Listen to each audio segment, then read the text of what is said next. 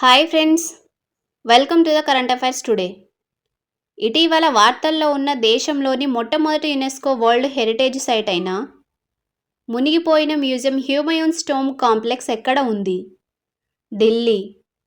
ఇటీవల వార్తల్లో ఉన్న దోమల ద్వారా వ్యాపించే ఒరోపౌచ్ వైరస్ ఏ దేశంలో వెలుగు చూసింది? బ్రెజిల్. తెలంగాణ రాష్ట్ర నూతన గవర్నర్గా ఎవరిని కేంద్రం నియమించింది? జిష్ణుదేవ్ వర్మ. ఇటీవల నీతి ఆయోగ్ 9వ గవర్నింగ్ కౌన్సిల్ సమావేశం ఎక్కడ జరిగింది? న్యూఢిల్లీ. ఇటీవల ఇండియాలో మొదటి ఇంటిగ్రేటెడ్ అగ్రి ఎగుమతి సౌకర్యాన్ని ఏ పోర్టులో ప్రారంభించారు? Jawaharlal Nehru port, Mumbai. CRPF rising day 2024 ఏ తేదీన జరుపుకుంటారు? జూలై 27.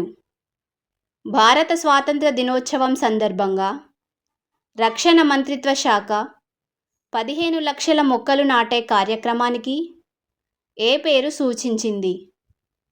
తల్లి పేరుతో మొక్కను నాటు.